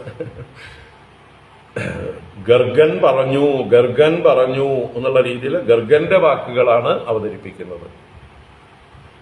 നേരിട്ട് താൻ പറയുന്നതായിട്ടല്ല പറയുന്നത്. അപ്പൊ തസ്മാത് നന്ദ, അതുകൊണ്ട് ഹേ നന്ദ, അയം കുമാരഃ, നിന്റെ ഈ കുമാരനുണ്ടല്ലോ, ഈ പുത്രൻ, ഗുണൈഹി നാരായണ സമഃ, ഇവൻ എല്ലാ ഗുണങ്ങളെ കൊണ്ടും നാരായണ സമനാകുന്നു. ഐശ്വര്യം, വീര്യം, യശസ്, ശ്രീ, ജ്ഞാനം, വൈരാഗ്യം, ഇതാണ് ഗുണങ്ങൾ. ഈ ഗുണങ്ങളെ കൊണ്ട് നാരായണ സമഃ എന്ന് പറഞ്ഞാലോ കൃഷ്ണസ്തു ഭഗവാൻ സ്വയം, ഈ കൃഷ്ണൻ സാക്ഷാൽ ഭഗവാൻ തന്നെയാകുന്നു, നാരായണൻ തന്നെയാകുന്നു. ഐശ്വര്യാദി 6 ഭഗങ്ങളും പരിപൂർണമായിട്ടുള്ളവനാകുന്നു. തസ്മാത് ഹേ നന്ദ അയം കുമാരഃ ഗുണൈഹി നാരായണ സമഃ ശ്രിയാ കീർത്തിയ അനുഭാവേന തത് കർമ്മസു വിസ്മയ ന. ശ്രിയാ, ശ്രീ കൊണ്ട്, ഐശ്വര്യം കൊണ്ടും, കീർത്തിയ, യശസ്സുകൊണ്ടും, അനുഭാവേന, മറ്റു മാഹാത്മ്യം കൊണ്ടും. അപ്പൊ അതാണ് ശ്രീ, കീർത്തി. 6 ഭഗങ്ങളിൽ പ്രധാനപ്പെട്ട 2 പറഞ്ഞു. ശ്രീ, കീർത്തി അല്ലെ, ഐശ്വര്യം, വീര്യം, യശസ്, ശ്രീ. ആ യശസ്സും ശ്രീയും എടുത്തു പറഞ്ഞു. അനുഭാവം എന്നുള്ളത് മറ്റു മാഹാത്മ്യങ്ങൾ എല്ലാം കൂടി 4 കൂടി ചേർത്ത് പറഞ്ഞു. അപ്പൊ എല്ലാ മാഹാത്മ്യം കൊണ്ടും അവൻ നാരായണ സമൻ തന്നെയാണ് എന്നാണ് പറഞ്ഞത്. മുകളിലേക്കാണ് അന്വയിക്കേണ്ടത്. അതുകൊണ്ട് തത് കർമ്മസു വിസ്മയഃ ന കാര്യഃ, ഇവൻ ചെയ്യുന്ന കർമ്മങ്ങളിൽ വിസ്മയിക്കേണ്ട കാര്യമൊന്നുമില്ല, ആശ്ചര്യപ്പെടേണ്ട കാര്യമില്ല. ഇതൊക്കെ അവന് സിമ്പിളായിട്ടുള്ള കാര്യങ്ങളാണ്. ഇതുവൻ ചെയ്തില്ലെങ്കിലേ വിസ്മയിക്കേണ്ടൂ അല്ലേ? ഭഗവാനായിരിക്കുന്ന, നാരായണ സമനായിരിക്കുന്ന ഇവൻ ഇതുപോലെയുള്ള കാര്യങ്ങളൊക്കെ ചെയ്തില്ലെങ്കിൽ, നമ്മളെപ്പോലെ പ്രാകൃതന്മാരെ പോലെ ഒരാളായിട്ട് കഴിയണമെങ്കിൽ അപ്പോഴാണ് വിസ്മയിക്കേണ്ടത്. ഇത്രയൊക്കെ മഹത്വമുള്ളതായിട്ടുള്ള ഈ ഭഗവാൻ ഇങ്ങനെ അവതരിച്ചിട്ട്, കൃഷ്ണനായി അവതരിച്ചിട്ട്, അയ്യേ ഒന്നും ചെയ്തില്ലല്ലോ അല്ലേ, സാധാരണക്കാരെ പോലെ ജീവിച്ചുല്ലോ എന്ന് പറഞ്ഞാൽ അതാണ് വിസ്മയം. ഇത് ചെയ്തതിൽ ഒരിക്കലും വിസ്മയിക്കേണ്ട ഒരു കാര്യമില്ല. ഇത് ഭഗവാനെ സംബന്ധിച്ച് ഐശ്വര്യം, വീര്യം, ശ്രീ, യശസ് മുതലായ ആ ഗുണങ്ങളെ കൊണ്ട് പരിപൂർണനായിരിക്കുന്ന അദ്ദേഹത്തിന് ഇതെല്ലാം നിസ്സാരമായിട്ടുള്ള കാര്യമാണ്. അതുകൊണ്ട് ഈ വിഷയത്തില് വിസ്മയിക്കേണ്ട കാര്യമൊന്നുമില്ല എന്ന രീതിയിൽ ഇവൻ ചെയ്യുന്ന ലീലകളിൽ, ഇവൻ ചെയ്യുന്ന കർമ്മങ്ങളിൽ ഹേ നന്ദ, നീ ആശ്ചര്യപ്പെടുന്നും വേണ്ടാട്ടോ, നീ ഭയപ്പെടുകയൊന്നും വേണ്ടാട്ടോ അല്ലെ. ആശ്ചര്യം ഭയമായിട്ടൊക്കെ മാറാം, അതൊന്നും വേണ്ട. ഇത് അവന്റെ സ്വഭാവമാണ്, ഇവന്റെ കഴിവാണ്, ഇവന്റെ മാഹാത്മ്യമാണ് എന്ന് തിരിച്ചറിയുക. ഇങ്ങനെ ആ ഗർഗ മഹർഷി നന്ദനോട് പറഞ്ഞത് മുഴുവൻ പറഞ്ഞു തീർത്തു. അതേപോലെ അതേ വചനങ്ങൾ, ഒന്നും കൂട്ടിയിട്ടുമില്ല കുറച്ചിട്ടുമില്ല. നമ്മളൊക്കെ ആണെങ്കിൽ കുറച്ച് എക്സ്ട്രാജറേറ്റ് ചെയ്യും. അല്ലെ? എന്തെങ്കിലും കുറവ് പറഞ്ഞിട്ടുണ്ടെങ്കിൽ ഇരിക്കട്ടെ നമ്മുടെ വക, എന്തെങ്കിലും ദോഷം പറഞ്ഞിട്ടുണ്ടെങ്കിൽ അത് മൂടിയും വെക്കും വേണമെങ്കിൽ. ഇവിടെ ഗർഗൻ ദോഷവും പറഞ്ഞിട്ടില്ല, ഗുണം മാത്രമേ പറഞ്ഞിട്ടുള്ളൂ. അത് 7 ശ്ലോകങ്ങളിൽ പറഞ്ഞു. ആ 7 ശ്ലോകങ്ങൾ അങ്ങനെ തന്നെ എടുത്ത് പറഞ്ഞു. ന്യൂനോക്തിയുമില്ല, അധികോക്തിയുമില്ല. അല്ലേ? യഥോക്തം, അതാണ് ഗർഗോക്തം. ഗർഗനാൽ എപ്രകാരം ഉക്തമോ അതങ്ങനെ തന്നെ അവതരിപ്പിച്ചു എന്നാണ് ഇവിടെ. അപ്പോൾ അതിൽ നന്ദന്റെ ഭാഗത്തു നിന്ന് യാതൊരു കുറവും ഒരു കുഴപ്പവും ഉണ്ടായിട്ടില്ല. ഇത്യദ്ധാമാം സമാദിശ്യ ഗർഗേ ച സ്വഗൃഹം ഗതേ മന്യേ നാരായണസ്യാംശം കൃഷ്ണമക്ലിഷ്ടകാരിണം. ഇത്യദ്ധാമാം സമാദിശ്യ ഗർഗേ ച സ്വഗൃഹം ഗതേ മന്യേ നാരായണസ്യാംശം കൃഷ്ണം അക്ലിഷ്ടകാരിണം. ഇതുവരെ ഗർഗവചനം പറഞ്ഞ് ഇനി തന്റെ അഭിപ്രായം പറയണ നന്ദൻ. ഇതി ഇപ്രകാരം അദ്ധാ മാം സമാദിശ്യ, അദ്ധാ എന്ന് പറഞ്ഞാൽ ഉള്ളതുപോലെ സത്യമായിട്ട് യഥാർത്ഥമായിട്ട്, മാം സമാദിശ്യ എന്നോട് ഉപദേശിച്ചിട്ട് പറഞ്ഞിട്ട്, ഗർഗേ സ്വഗൃഹം ഗതേ ഗർഗൻ സ്വഗൃഹത്തിലേക്ക് പോയപ്പോൾ, ഗർഗൻ മടങ്ങിപ്പോയപ്പോൾ, അക്ലിഷ്ടകാരിണം കൃഷ്ണം നാരായണസ്യ അംശം മന്യേ. അക്ലിഷ്ടകാരിണം എന്ന് പറഞ്ഞാൽ ക്ലിഷ്ടകാരി അല്ല അവൻ. ക്ലിഷ്ടം എന്ന് പറഞ്ഞാൽ എല്ലാ കാര്യത്തിലും കഷ്ടത്തോടുകൂടി ക്ലേശത്തോടുകൂടി ചെയ്യുന്നവൻ ക്ലിഷ്ടകാരി. ഭഗവാന് ഏത് കാര്യവും അക്ലിഷ്ടമായിട്ട് ചെയ്യാൻ കഴിയും, അനായാസേന ചെയ്യാൻ കഴിയും. ക്ലിഷ്ടം എന്നാൽ ആയാസം, അക്ലിഷ്ടം അനായാസം. അപ്പൊ ഏത് കർമ്മവും അനായാസമായി ചെയ്യുന്നവനാണ് കൃഷ്ണൻ, അക്ലിഷ്ടകാരിയാണ്. അങ്ങനെയുള്ള ഈ കൃഷ്ണനെ ഒരുപാട് കാര്യങ്ങൾ ഞാൻ ഇത്രയും കാലം കണ്ടുല്ലോ. ഈ 7 വർഷം ദിവസവും എന്ന് പറഞ്ഞ പോലെ അത്ഭുത ലീലകളാണ് കാണുന്നത്. ഏത് കാര്യവും അക്ലിഷ്ടമായിട്ടാണ് ചെയ്യുന്നത്. അങ്ങനെയുള്ള കൃഷ്ണനെ നാരായണസ്യ അംശം മന്യേ, ആ നാരായണന്റെ അംശം തന്നെയാണെന്ന് ഞാൻ കരുതുന്നു, ഞാൻ വിചാരിക്കുന്നു. ഇപ്പൊ എനിക്ക് ബോധ്യമായി തുടങ്ങിയിരിക്കണം ഈ കൃഷ്ണൻ നാരായണന്റെ അംശം തന്നെയാണ് എന്ന്.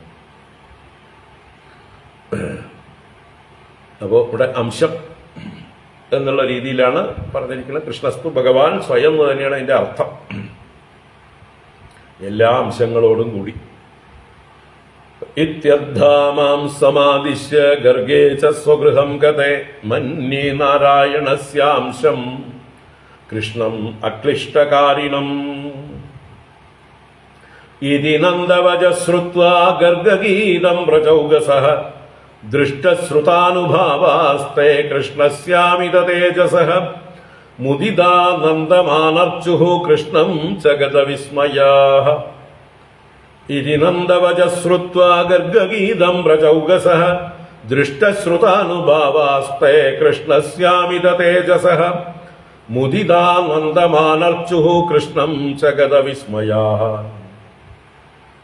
ഇതി ഇപ്രകാരം നന്ദവചഃ ശ്രുത്വ, നന്ദന്റെ വാക്കുകൾ ശ്രവിച്ചു. അതെന്താണ്? ഗർഗഗീതം, ഗർഗേണ ഗീതം, ഗർഗനാൽ പറയപ്പെട്ടതാണ് നന്ദന്റെ വാക്കുകൾ, നന്ദന്റെ സ്വന്തം വാക്കുകളല്ല. അപ്പൊ ഗർഗൻ പറഞ്ഞതിനെ അങ്ങനെ തന്നെ പറഞ്ഞതായിട്ടുള്ള നന്ദവാക്കുകൾ കേട്ട് വ്രജൗഗസഃ, ആ വ്രജവാസികൾ ഗോപന്മാര് അമിത തേജസഃ കൃഷ്ണസ്യ ദൃഷ്ടശ്രുതാനുഭാവാഃ. അമിത തേജസഃ, അമിതമായ തേജസ്സോടുകൂടിയവനായ കൃഷ്ണസ്യ ദൃഷ്ടശ്രുത അനുഭാവാഃ. അനുഭാവം മാഹാത്മ്യം, അത് ദൃഷ്ടം ശ്രുതം, കാണുകയും കേൾക്കുകയും ചെയ്തിരിക്കണു ഭഗവാന്റെ മാഹാത്മ്യം, അനുഭവമാണ് അവർക്ക്. പൂതന തൊട്ട് ഇപ്പൊ ഈ ഗോവർദ്ധനം ഉദ്ധാരണം വരയ്ക്കും അവര് തന്നെ എണ്ണി എണ്ണി പറഞ്ഞു. അവർക്കത് എക്സ്പീരിയൻസ് ആണ്, നേരിട്ട് അനുഭവിച്ചിട്ടുള്ളതാണ്. അതുകൊണ്ട് ദൃഷ്ടശ്രുത അനുഭാവാഹ, കണ്ടും കേട്ടും ഭഗവാന്റെ മാഹാത്മ്യം അറിഞ്ഞവർ, ഭഗവാന്റെ അനുഭാവം അഥവാ മാഹാത്മ്യം ദൃഷ്ടം ശ്രുതം, കണ്ടു കേട്ടു. അങ്ങനെയുള്ളവർക്ക് തേ വ്രജൗഗസഃ, ആ ഗർഗഗീതമായ നന്ദവചസ്സിനെ കേട്ടിട്ട് ശ്രുത്വാ മുദിതാഹ, വളരെ സന്തോഷിച്ചവരായി. അപ്പൊ നമ്മൾ ശങ്കിച്ചത് ശരിയാണ് എന്ന് അവരുടെ ഉള്ളില് തോന്നി എന്നർത്ഥം. നമുക്ക് നമ്മുടെ ഉള്ളില് ഒരു സംശയം ഉണ്ടാകുമ്പോൾ അത് മഹാത്മാക്കള് നമ്മുടെ സംശയത്തെ ദൂരീകരിച്ചുകൊണ്ട് അത് അങ്ങനെ തന്നെയാണ്, നീ ചിന്തിക്കുന്നത് ശരി തന്നെയാണ് എന്ന് വാലിഡേറ്റ് ചെയ്യുമ്പോൾ നമുക്ക് എന്തൊരു സന്തോഷം ഉണ്ടാവും. അതുതന്നെയാണ് ഇവിടെ മുദിതാഹ ഗതവിസ്മയാഹ, അവരുടെ ഉള്ളിലുള്ള വിസ്മയം, ആശ്ചര്യം മാറിക്കിട്ടി. ഇത് നാരായണ സമനാണല്ലേ, നാരായണന്റെ അംശമാണല്ലേ, അപ്പൊ പിന്നെ ഇത്രയൊക്കെ ഉണ്ടാവാതിരിക്കൂ, ഇതൊക്കെ ഇല്ലെങ്കിൽ പിന്നെ എന്ത് നാരായണൻ എന്ന് അവരുടെ ഉള്ളില് അവര് ആ ഗ്യാപ്പ് ബ്രിഡ്ജ് ചെയ്തു അല്ലേ. ക്വ സപ്തഹായണോ ബാലഹ ക്വ ഈ ഗോവർദ്ധന ഉദ്ധാരണം, ഇത് രണ്ടും തമ്മിൽ വലിയ അന്തരം ഉണ്ടായിരുന്നു. ഇത് തമ്മിൽ ഇണക്കാൻ പറ്റിയിരുന്നില്ല. ഇപ്പൊ അത് ഇണങ്ങി. ഇപ്പൊ അവരുടെ ഉള്ളില് സംശയം തീർന്ന് അവർ ശാന്തരായി, സന്തുഷ്ടരായി എന്നർത്ഥം. അതാണ് ശ്രുത്വാ മുദിതാഹ ഗതവിസ്മയാഹ നന്ദം കൃഷ്ണം ച ആനർച്ചു. നന്ദനെയും കൃഷ്ണനെയും അവര് ബഹുമാനിച്ചു എന്നർത്ഥം. ആനർച്ചു എന്ന് പറഞ്ഞാൽ അർച്ചിച്ചു എന്നാണ്. ഇവിടെ പുഷ്പങ്ങളെ കൊണ്ട് അർച്ചിച്ചു എന്നല്ല അർത്ഥം, മനസാ അർച്ചിച്ചു, ബഹുമാനിച്ചു എന്നർത്ഥം. അപ്പൊ അവരുടെ ഹൃദയത്തില് നന്ദനെ കുറിച്ചും ബഹുമാനം ഉണ്ടായി. കാരണം നന്ദൻ സത്യസന്ധമായിട്ടുള്ളതൊക്കെ പറഞ്ഞു. മാത്രമല്ല ഇതുപോലൊരു പുത്രനെ, ഭഗവാനെ തന്നെ പുത്രനായി ലഭിക്കാൻ ഭാഗ്യം കിട്ടിയ പിതാവാണ്, പുണ്യാത്മാവാണ്. അപ്പൊ അദ്ദേഹവും ബഹുമാന്യനാണ്, പൂജനീയനാണ് എന്ന് കരുതി അവര് നന്ദനോട് അവരുടെ ഉള്ളിലുള്ള ബഹുമാനം ഒന്നുകൂടെ വർദ്ധിച്ചു. കൃഷ്ണനോടും അവരുടെ സ്നേഹ ബഹുമാനങ്ങൾ, ആദരവുകൾ വർദ്ധിച്ചു അർത്ഥം. ഇതി നന്ദവചശ്രുത്വാ ഗർഗഗീതം വ്രജൗകസഃ ദൃഷ്ടശ്രുതാനുഭാവാസ്തേ കൃഷ്ണസ്യാമിത തേജസഃ മുദിതാ നന്ദമാനർച്ചുഃ കൃഷ്ണം ച ഗതവിസ്മയാഃ. ഇനി അടുത്തത് സാക്ഷാൽ വ്യാസവചനം എന്ന് പറയാം. വ്യാസൻ ഒരു പ്രാർത്ഥന പോലെ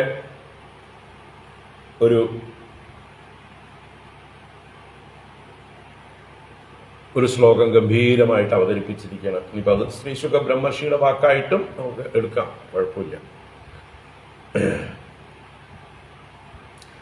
ദേവേ വർഷതി യജ്ഞ വിപ്ലവരുഷാ വജ്രാശ്മ വർഷാനിലൈഃ സീതത്പാല പശുസ്ത്രീ ആത്മശരണം ദൃഷ്ട്വാനുകം വിസ്മയൻ ഉൽപാട്യൈകകരേണ ശൈലമബലോ ലീലോച്ചിലീന്ദ്രം യഥാ ബിഭ്രദ്ഗോഷ്ടം അപാ മഹേന്ദ്രമദവിത് പ്രിയാന്ന ഇന്ദ്രോ ഗവാം. ദേവേ വർഷതി യജ്ഞവിപ്ലവരുഷാ വജ്രാശ്മ വർഷാനിലൈഃ സീതത്പാല പശുസ്ത്രീ ആത്മശരണം ദൃഷ്ട്വാനുകമ്പ്യുത്മയൻ ഉൽപാട്യൈകകരേണ ശൈലമബലോ ലീലോച്ഛിലീന്ദ്രം യഥാ ബിഭ്രദ്ഗോഷ്ടമപാത് മഹേന്ദ്രമദവിത് പ്രിയാന്ന ഇന്ദ്രോ ഗവാം. പ്രിയാന്ന ഇന്ദ്രോ ഗവാം. ഹരി ഓം. ഇത് ശ്രീമദ്ഭാഗവതേ മഹാപുരാണേ പാരമഹംസ്യാം സംഹിതായാം ദശമസ്കന്ധേ പൂർവാർദ്ധേ നന്ദസ്യ ഗർഗോക്തി കഥനം നാമ ഷഡ്വിംശതിതമോധ്യായഃ. അപ്പൊ ഇവിടെ മൊത്തത്തില് ഭഗവാനെ ഒന്ന് പ്രാർത്ഥിക്കുകയാണ്, നമസ്കരിക്കുകയാണ്. എന്താ അവസാനത്തെ വാക്ക്? പ്രിയാത് നഹ ഇന്ദ്രഃ ഗവാം. ഗവാം ഇന്ദ്രഃ നഹ പ്രിയാത്. ഇവിടെ ഗോവിന്ദൻ എന്ന് നാമകരണം കഴിഞ്ഞു. അത് തീർച്ചയായിട്ടും കഥ മുമ്പേ സംഭവിച്ചത് തന്നെയാണ്, ഗോവിന്ദ നാമകരണം. അതിനെ ഉള്ളിൽ ഓർത്തുകൊണ്ട് വ്യാസനും ശ്രീശുക ബ്രഹ്മർഷിയും പ്രാർത്ഥിക്കുകയാണ്. ആ ഗവാം ഇന്ദ്രഃ, പശുക്കളുടെ നാഥനായ ഇന്ദ്രനായ ഭഗവാൻ, അദ്ദേഹം നഹ പ്രിയാത്, നഹ നമ്മുടെ നേർക്ക്, അസ്മാൻ പ്രതി പ്രിയാത് പ്രീതിപ്പെടട്ടെ, സന്തോഷിക്കട്ടെ, പ്രീതിയുള്ളവനായി ഭവിക്കട്ടെ, പ്രസന്നനാവട്ടെ എന്നാണ് പ്രാർത്ഥന. അപ്പോൾ എങ്ങനെയുള്ള ഭഗവാൻ എന്ന് പറയാണ്, യജ്ഞവിപ്ലവരുഷ ദേവേ വർഷതി. ദേവേ എന്ന് പറഞ്ഞാൽ ദേവേന്ദ്രേ വർഷതി. ദേവേന്ദ്രൻ വർഷിക്കുന്നു. എന്ത് കാരണം കൊണ്ട്? യജ്ഞവിപ്ലവ രുഷ. രുഷ രോഷം കൊണ്ട്. യജ്ഞത്തിന് വിപ്ലവം സംഭവിച്ചപ്പോൾ, വിപ്ലവം എന്ന് പറഞ്ഞാൽ പരിണാമം, മാറ്റം.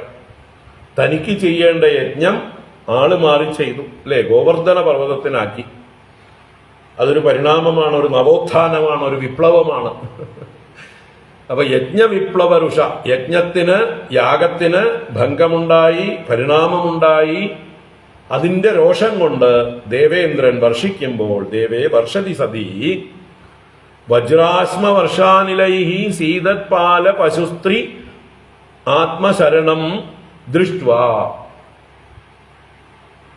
വജ്ര അശ്മ വർഷാനിലൈഹി. വജ്രം എന്ന് പറഞ്ഞാൽ ഇടി ആണ്. അശ്മ എന്ന് പറഞ്ഞാൽ അശ്മവർഷം, കൽമാരി. അനിലൻ കാറ്റ്. അപ്പൊ കൊടുങ്കാറ്റ്, കൽമാരി, ഇടിവെട്ട്, അതാണ് വജ്ര അശ്മ വർഷ അനിലൈഹി സീതത്പാല പശുസ്ത്രീ. സീതത് തളർന്നവർ. ആരൊക്കെ? പാലന്മാര്, ഗോപാലന്മാര്, പശുക്കള്, സ്ത്രീകള്. മൂന്ന് കൂട്ടരെ എടുത്തു പറഞ്ഞു. പാലന്മാരും പശുക്കളും സ്ത്രീകളും സീതത്ത്. സീതത്ത് എന്ന് പറഞ്ഞാൽ സീതൻ എന്ന് പറഞ്ഞാൽ തളർന്നവരായി. സീതതി തളരുന്നു. അപ്പൊ തളർന്നിരിക്കുന്നതായിട്ടുള്ള സമയത്ത് ആത്മശരണം ദൃഷ്ടുവ, തന്നെ അവർ ശരണം പ്രാപിച്ചവരായി കണ്ടിട്ട്, താനാകുന്ന രക്ഷകനായിട്ട് കണ്ടിട്ട്, അനുകമ്പി, അവരോട് അനുകമ്പയുള്ളവനായിട്ട്, അവരോടൊക്കെ ദയ തോന്നിയവനായിട്ട് ആ ഭഗവാൻ എന്ത് ചെയ്തു?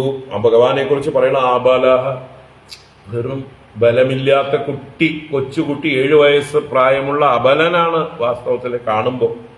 ആ അബലനായിട്ടുള്ള ഭഗവാൻ ഉൽസ്മയന്, ചിരിച്ചുകൊണ്ട്, പുഞ്ചിരിച്ചുകൊണ്ട്, ലീലോച്ചിലീന്ദ്രം യഥാ ഏകകരേണ ശൈലം ഉത്പാട്യ ബിഭ്രത്.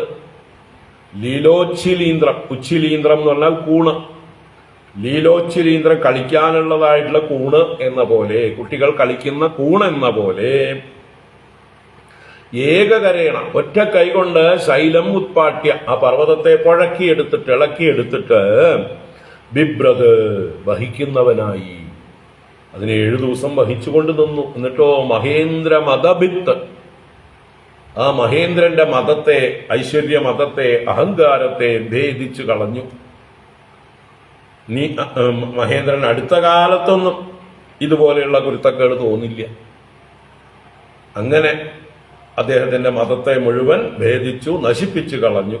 അങ്ങനെയുള്ള ഗവാമിന്ദ്ര, ഗോക്കളുടെ മുഴുവൻ സംരക്ഷകനായ, അല്ലെങ്കിൽ ഈ ലോകത്തിന്റെ മുഴുവൻ ചലിക്കുന്നതാണ് ഈ ലോകം മുഴുവൻ. ഈ ലോകം മുഴുവൻ ഗോക്കളാണ്, ഞാനും നിങ്ങളും അടക്കം. അങ്ങനെയുള്ള നമ്മളുടെ എല്ലാം ഇന്ദ്രനായ, രക്ഷകനായ ആ ഭഗവാൻ ഗോഷ്ടം അപാത്, ഗോകുലത്തെ പാലിച്ചു, ഗോകുലത്തെ രക്ഷിച്ചു. അങ്ങനെയുള്ള ഭഗവാൻ നഹ പ്രിയാത്, അസ്മാകം അല്ലെങ്കിൽ അസ്മാൻ പ്രതി പ്രിയാത്, നമ്മളുടെ നേർക്ക് പ്രസാദിക്കട്ടെ, പ്രീതിയുള്ളവനായി ഭവിക്കട്ടെ എന്ന് അല്ലേ ചാക്യാർ കൂത്തിലും പാടകത്തിലും ഒക്കെ ഇതുപോലെയുള്ള പ്രയോഗങ്ങളുണ്ട്. ആ വാസുദേവൻ നമ്മെ രക്ഷിക്കട്ടെ എന്ന് പറഞ്ഞിട്ടാണ് തുടങ്ങുന്നതും അവസാനിക്കുന്നതും ഒക്കെ. അപ്പൊ അതുപോലെ ഇവിടെ ഒരു ചാക്യാർ കൂത്ത് അവസാനിപ്പിക്കുന്നത് പോലെയാണ് വേദവ്യാസൻ ഈ അധ്യായത്തെ സമർപ്പിക്കുന്നത്. ആ ഭഗവാൻ നമ്മെ രക്ഷിക്കട്ടെ എന്ന് പറഞ്ഞുകൊണ്ട് ദേവേ വർഷതി യജ്ഞ വിപ്ലവരുഷ വജ്രാശ്മ വർഷാനിലൈ സീതത്പാല പശുസ്ത്രീയാത്മശരണം ദൃഷ്ട്വാനുകമ്പ്യുൽസ്മയൻ ഉൽപാട്യൈകകരേണ ശൈലമബലോ ലീലോച്ചിലീന്ദ്രം യഥാ ബിഭ്രദ്ഗോഷ്ടമപാത് മഹേന്ദ്രമദഭിത് പ്രിയാന്ന ഇന്ദ്രോ ഗവാം. സർവത്ര ഗോവിന്ദനാമ സങ്കീർത്തനം. ഗോവിന്ദ ഗോവിന്ദ ഗോവിന്ദ ഹരി ഗോവിന്ദ ഹരി ഗോവിന്ദ ഹരി ഗോവിന്ദ ഗോവിന്ദ ഹരി ഗോവിന്ദ ഹരി ഗോവിന്ദ ഹരി ഗോവിന്ദ. സർവത്ര ഗോവിന്ദ നാമ സങ്കീർത്തനം. ഗോവിന്ദ ഗോവിന്ദ. ഈ ഭഗവാൻ നമ്മളെയും അല്ലേ രക്ഷിക്കട്ടെ, നമ്മുടെ നേരെ പ്രസാദിക്കട്ടെ എന്ന് പ്രാർത്ഥിച്ചുകൊണ്ട് നമുക്കിവിടെ സമർപ്പിക്കാം. ഓം കായേന വാചാ മനസേന്ദ്രിയൈർവാ ബുദ്ധ്യാത്മനാ വാ പ്രകൃതേ സ്വഭാവാത് കരോമി യദ്യത് സകലം പരസ്മൈ നാരായണായേതി സമർപ്പയാമി. ഓം ശാന്തി ശാന്തി ശാന്തി. ഹരി ഓം ശ്രീ ഗുരുഭ്യോ നമഃ. ഹരി ഓം.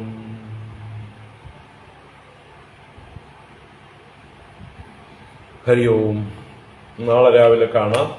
നാളെ രാവിലെ ഗോവിന്ദാഭിഷേകത്തിന്റെ ആരംഭം അല്ലേ. ഇന്ദ്രനും കാമധേനുവുമായി ഭഗവാന്റെ മുമ്പിൽ വന്ന് ഭഗവാനെ സ്തുതിക്കുന്നതാണ് ആദ്യ ഭാഗം. അത് കഴിഞ്ഞിട്ടാണ് അവസാന ഭാഗത്താണ് ഗോവിന്ദാഭിഷേകം. അപ്പോൾ ഈ അധ്യായം കൂടി കൂടിയതാണ് ഈ ചരിതം, ഈ ആഖ്യാനം. 4 അധ്യായങ്ങളോട് കൂടിയതായിട്ടുള്ള ആഖ്യാനം.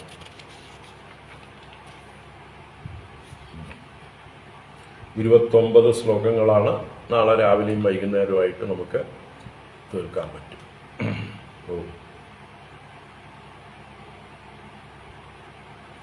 ഹരി ഓം. എല്ലാവർക്കും ശുഭരാത്രി, സുഖനിദ്ര.